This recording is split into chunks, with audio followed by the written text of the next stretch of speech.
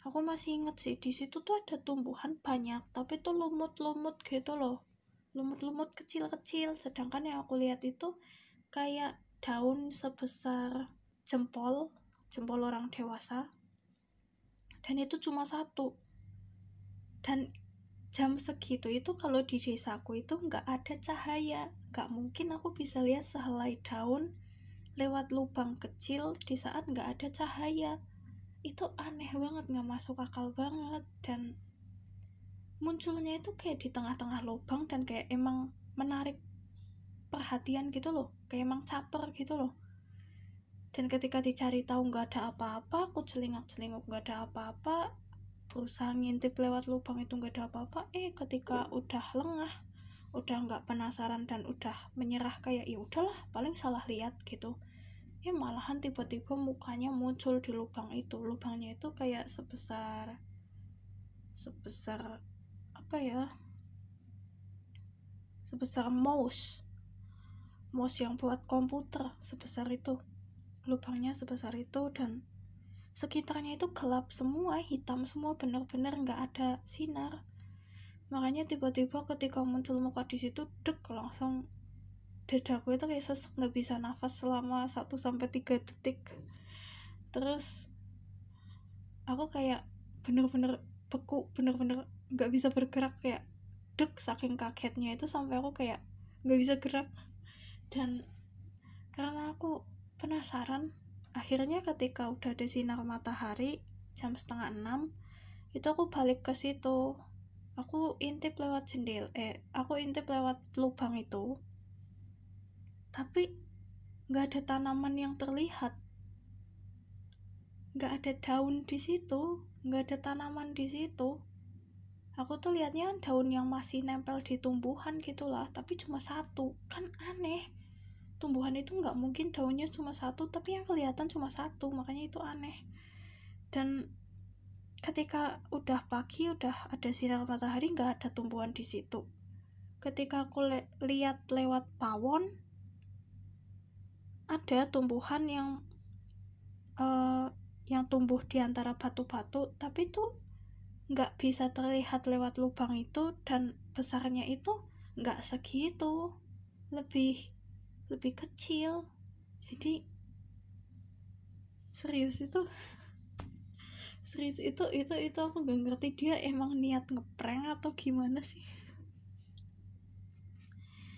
Lagian itu cuma satu kali,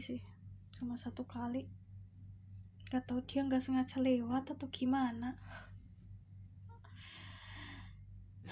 Pokoknya pada masa itu SMP, SMA, nggak ding, sampai sekarang juga selalu yang banyak ngeganggu itu Miss K. Aku dulu sempat sampai bilang Miss K itu setan murahan.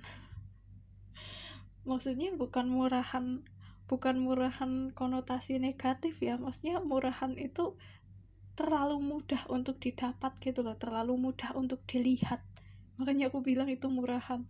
Tapi agak kasar sih, jadi aku sebutnya Miss K aja ya. Dulu aku sebutnya selalu setan murahan. Jahat banget, serius. Terus sebenarnya itu aku sebut kayak gitu tanpa rasa berdosa, karena aku kesel banget selalu digangguin sama Miss K. Cuma lama-lama ya aku berusaha menghormati lah. Tidak semua Miss K jahat, tidak semua Miss K ngeselin. Jadi ya gitu, aku mengganti menjadi lebih sopan, yaitu Miss K, mengikuti orang-orang lain yang biasa melihatnya menyebutnya Miss K. Lagian kalau nyebut nama langsung, makanya aku kalau sebut Poci, Miss K gitu, itu sebenarnya aku baru tahu kalau itu tuh bisa mengkoneksi. Gak tahu ya, kalau orang lain kan kadang lebih spesifik, kayak membayangkan atau apa gitu.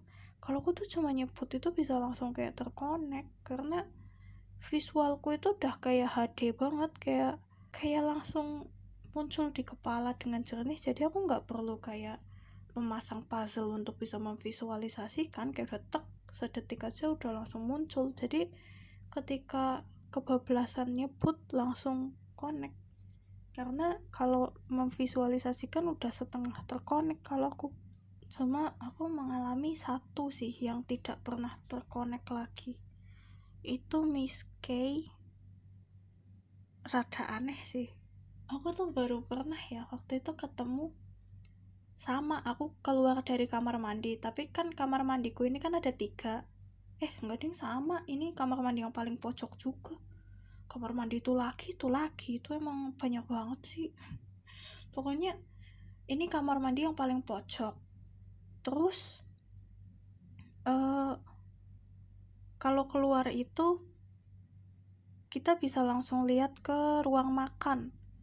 Ruang makan itu dulu di sebuah ruangan yang jendelanya itu besar-besar, dan dari luar tuh kita bisa lihat tembus ke dalam karena jendelanya itu tembus pandang, bukan pakai yang blok jadi hitam semua, itu enggak, kita pakainya yang tembus pandang jadi bisa kelihatan. Nah, waktu itu aku keluar dari kamar mandi, terus tiba-tiba di dalam ruang makan itu ada satu cewek kurus, ya proporsional sih badannya, berdiri di situ di dekat meja makan, di depan lemari. Nah, aku tuh diam ngeliatin. Dia tuh cuma diam, dia kayak tatapan nanar kayaknya. Aku nggak inget tatapannya kayak apa, tapi aku ingatnya itu rambutnya biru kayak disemir gitu, matanya juga biru, matanya itu bagus banget. Padahal kan dari jauh nggak mungkin kelihatan mata ya, lagian aku minus, tapi tuh aku bisa lihat, aku bisa tahu itu matanya biru. Birunya itu kayak matanya Naruto, kayak biru laut gitu, bagus. Terus bajunya itu dia pakai daster kayak batik emak-emak gitulah, warnanya kuning ada hiasan bunga-bunga atau batik, aku lupa, pokoknya ada motif-motifnya gitu. Dan itu aku bingung, kok bisa ada Miss K secantik itu, serapi itu, dan keren, enak dilihat gitu loh. Selama ini kan aku kalau lihat Miss K itu kan pasti berdarah-darah, pasti rambutnya acak-acakan, pasti serem. Ketika lihat Miss K yang aneh banget kayak gitu, kayak kok ternyata ada. Dan dari situ aku baru cari tahu Miss K dengan rambut berbeda dan dengan baju berbeda itu artinya apa.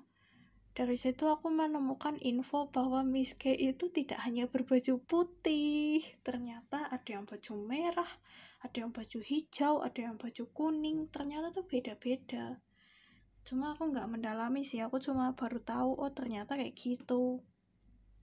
Jadi artinya yang aku lihat itu wajar.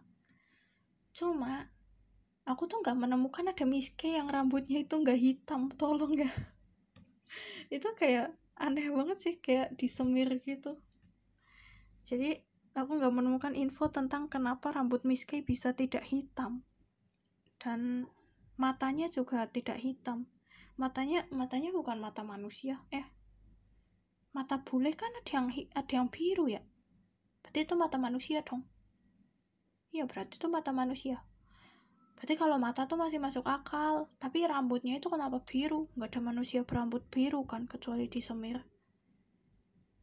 Ya, tapi aku cuma lihat itu beberapa kali, kayaknya lebih dari 1 kali. Aku lupa aku nulis nggak sih di cerpen atau di diary gitu. Pokoknya aku lihat itu, dan setelah itu dia pergi dan nggak pernah balik, dan kayak aku nggak bisa ngerasain energinya lagi gitu loh, kayak nggak bisa terkoneksi lagi. Kayak yang aku bilang, kalau aku visualisasi kan udah setengah terkoneksi. Kalau aku sampai nyebut, dulu kan aku selalu nyebut, jadi otomatis kalau aku cerita ya pasti terkoneksi. Nah, sejak aku tidak menyebut, itu aku jadi membedakan antara terkoneksi dengan tidak terkoneksi. Nah, yang satu ini, oh iya, aku ingat.